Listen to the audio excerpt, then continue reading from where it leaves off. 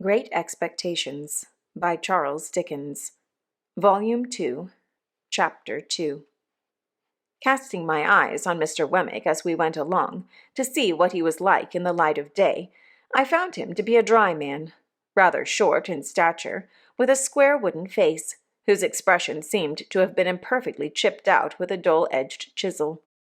There were some marks in it that might have been dimples, if the material had been softer and the instrument finer, but which, as it was, were only dints. The chisel had made 3 or 4 of these attempts at embellishment over his nose, but had given them up without an effort to smooth them off. I judged him to be a bachelor from the frayed condition of his linen, and he appeared to have sustained a good many bereavements, for he wore at least 4 mourning rings, besides a brooch representing a lady with a weeping willow at a tomb with an urn on it. I noticed, too, that several rings and seals hung at his watch-chain, as if he were quite laden with remembrances of departed friends. He had glittering eyes, small, keen, and black, and thin, wide-modelled lips. He had had them, to the best of my belief, from 40 to 50 years. "So, were you never in London before?" said Mr. Wemmick to me. "No," said I. "I was new here once," said Mr. Wemmick. "Rum to think of now." "You are well acquainted with it now?" "Why, yes," said Mr. Wemmick. "I know the moves of it." "Is it a very wicked place?" I asked, more for the sake of saying something than for information. "You may get cheated, robbed, and murdered in London, but there are plenty of people anywhere who'll do that for you." "If there is bad blood between you and them," said I, to soften it off a little. "Oh, I don't know about bad blood," returned Mr. Wemmick. "There's not much bad blood about. They'll do it if there's anything to be got by it." "That makes it worse." "You think so?" returned Mr. Wemmick. "Much about the same, I should say." He wore his hat on the back of his head, and looked straight before him, walking in a self-contained way, as if there were nothing in the streets to claim his attention. His mouth was such a post-office of a mouth that he had a mechanical appearance of smiling. We had got to the top of Holborn Hill before I knew that it was merely a mechanical appearance, and that he was not smiling at all. "Do you know where Mr. Matthew Pocket lives?" I asked Mr. Wemmick. "Yes," said he, nodding in the direction. "At Hammersmith, west of London." "Is that far?" "Well, say 5 miles. "Do you know him?" "Why, you're a regular cross-examiner," said Mr. Wemmick, looking at me with an approving air. "Yes, I know him. I know him." There was an air of toleration or deprecation about his utterance of these words that rather depressed me, and I was still looking sideways at his block of a face in search of any encouraging note to the text, when he said here we were at Barnard's Inn.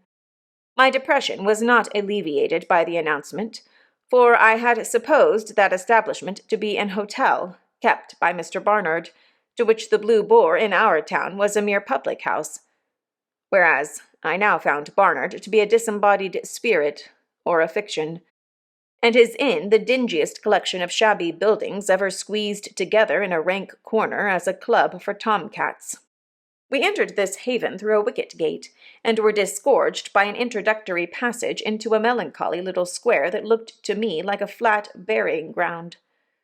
I thought it had the most dismal trees in it, and the most dismal sparrows, and the most dismal cats, and the most dismal houses, in number 6 or so, that I had ever seen. I thought the windows of the sets of chambers into which these houses were divided were in every stage of dilapidated blind and curtain, crippled flower-pot, cracked glass, dusty decay, and miserable makeshift, while to let glared at me from empty rooms, as if no new wretches ever came there, and the vengeance of the soul of Barnard were being slowly appeased by the gradual suicide of the present occupants, and their unholy internment under the gravel. A frowsy morning of soot and smoke attired this forlorn creation of Barnard, and it had strewn ashes on its head, and was undergoing penance and humiliation as a mere dust-hole. Thus far my sense of sight. while dry rot and wet rot and all the silent rots that rot in neglected roof and cellar, rot of rat and mouse and bug and coaching stables near at hand besides, addressed themselves faintly to my sense of smell, and moaned, "Try Barnard's mixture." So imperfect was this realization of the first of my great expectations that I looked in dismay at Mr. Wemmick. "Ah," said he, mistaking me, "the retirement reminds you of the country. So it does me." He led me into a corner and conducted me up a flight of stairs, which appeared to me to be slowly collapsing into sawdust, so that one of these days the upper lodgers would look out at their doors and find themselves without the means of coming down, to a set of chambers on the top floor.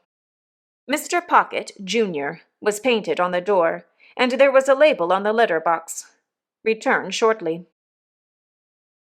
"He hardly thought you'd come so soon," Mr. Wemmick explained. "You don't want me any more?" "No, thank you," said I. "As I keep the cash," Mr. Wemmick observed, "we shall most likely meet pretty often. Good day." "Good day." I put out my hand, and Mr. Wemmick at first looked at it as if he thought I wanted something.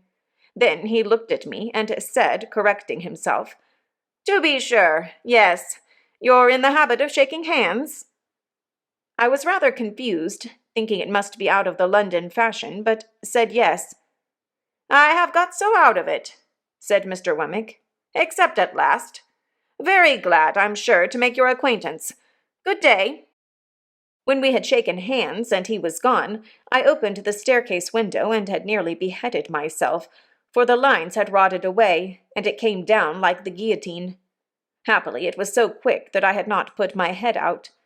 After this escape, I was content to take a foggy view of the inn through the windows encrusting dirt, and to stand dolefully looking out, saying to myself that London was decidedly overrated. Mr. Pocket Jr.'s idea of shortly was not mine, for I had nearly maddened myself with looking out for half an hour, and had written my name with my finger several times in the dirt of every pane in the window, before I heard footsteps on the stairs. Gradually there arose before me the hat, head, neckcloth, waistcoat, trousers, boots of a member of society of about my own standing. He had a paper bag under each arm and a pottle of strawberries in one hand, and was out of breath. "Mr. Pip," said he. "Mr. Pocket," said I.